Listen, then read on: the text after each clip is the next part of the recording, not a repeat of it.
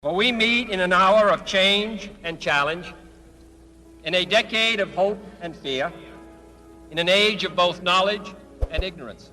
The world is very different now, for man holds in his mortal hands the power to abolish all forms of human poverty and all forms of human life. The greater our knowledge increases, the greater our ignorance unfolds. No man can fully grasp how far and how fast we have come. Despite the striking fact that most of the scientists that the world has ever known are alive and working today, the vast stretches of the unknown and the unanswered and the unfinished still far outstrip our collective comprehension.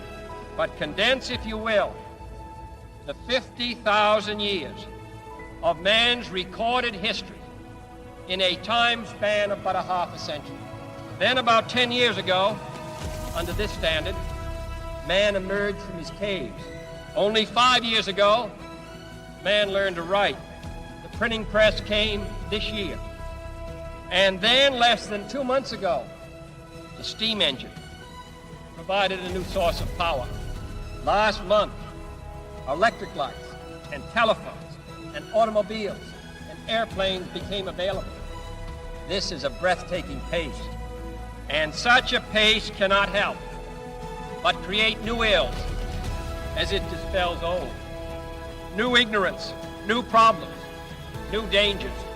So it is not surprising that some would have us stay where we are a little longer, to rest, to wait. But this country of the United States was not built by those who waited and rested. This country was conquered by those who move forward. We dare not forget today that we are the heirs of that first revolution. And yet the same revolutionary beliefs for which our forebears fought are still at issue around the globe. The belief that the rights of man come not from the generosity of the state, but from the hand of God. Let the word go forth from this time and place to friend and foe alike, that the torch has been passed to a new generation of Americans, disciplined by a hard and bitter peace, proud of our ancient heritage, and unwilling to witness or permit the slow undoing of those human rights to which this nation has always been committed at home and around the world. This much we pledge and more. Let every nation know, whether it wishes us well or ill, that we shall pay any price, meet any hardship, support any friend, oppose any foe to assure the survival and the success of liberty. To those old allies whose cultural and spiritual origins we share, we pledge the loyalty of faithful friends. United, there is little we cannot do. Divided, there is little we can do. For we dare not meet a powerful challenge at odds and split asunder. We pledge our word that one form of colonial control shall not have passed away, merely to be replaced by a far more iron tyranny. To those new states whom we welcome to the ranks of the free, we shall always hope to find them strongly supporting their own freedom, and to remember that in the past, those who foolishly sought power by riding the back of the tiger ended up inside. If a free society cannot help the many who are poor, it cannot save the few who are rich. To those people in the huts and villages of half the globe, struggling to break the bonds of mass misery, we pledge our best efforts to help them help themselves. not because the communists may be doing it, not because we seek their votes, but because it is right. But this peaceful revolution of hope cannot become the prey of hostile powers.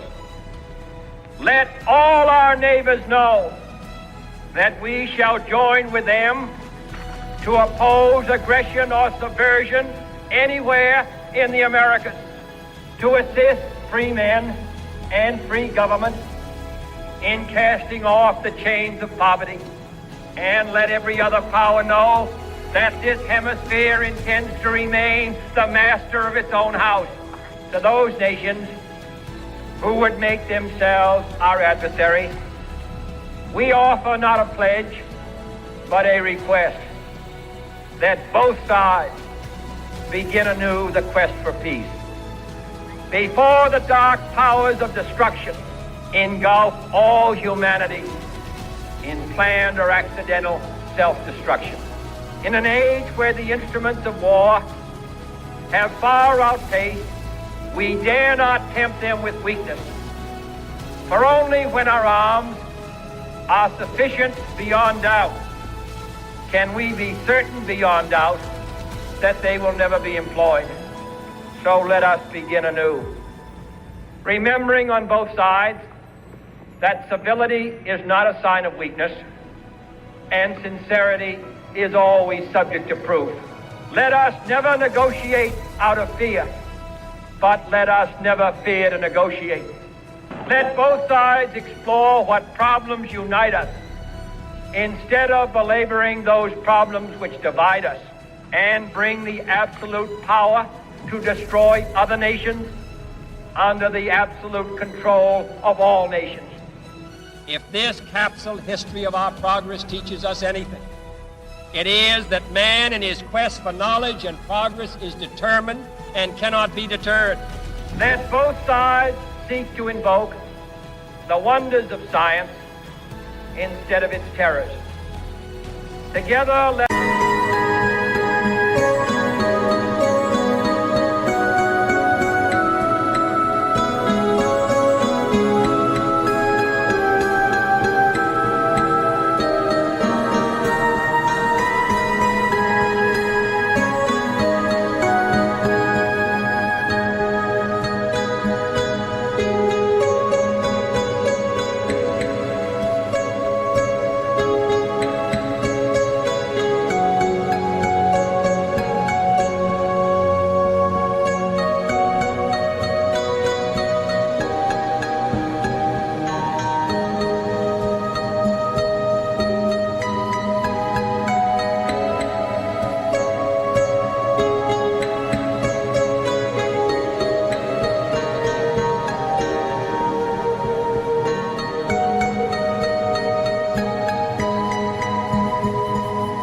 us explore the stars and encourage the arts and commerce.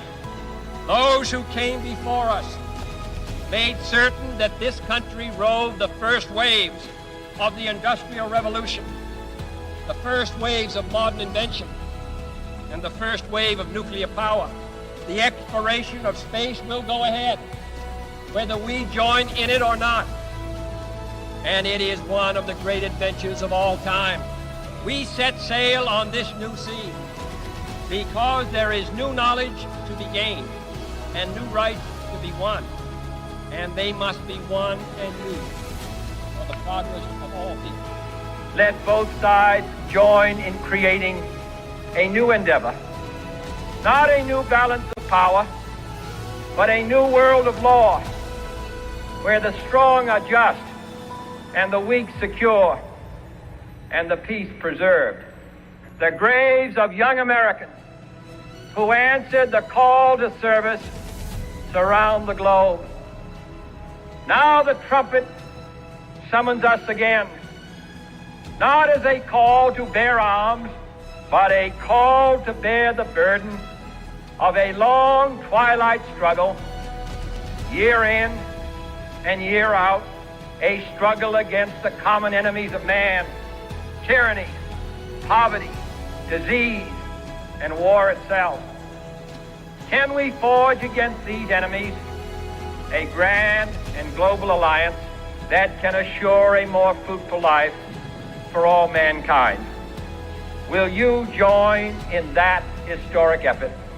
In the long history of the world, only a few generations have been granted the role of defending freedom in its hour of maximum danger.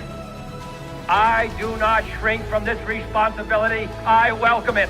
And no nation which expects to be the leader of other nations can expect to stay behind. We mean to be a part of it. We mean to lead it. Our leadership in science and industry, our hopes for peace and security, our obligations to ourselves as well as others.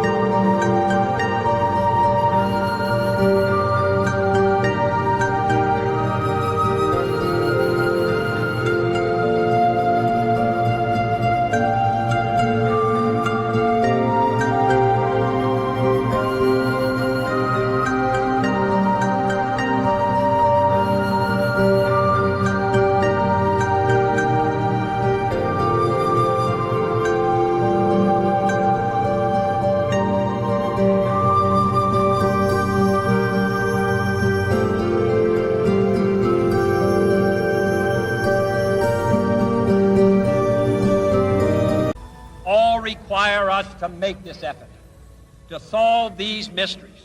The energy, the faith, the devotion which we bring to this endeavor will light our country and all who serve it. And the glow from that fire can truly light the world.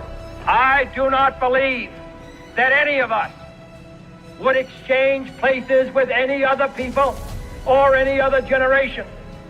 My fellow citizens of the world, ask not what America will do for you, but what together we can do for the freedom of man. And so, my fellow Americans, ask not what your country can do for you, ask what you can do for your country.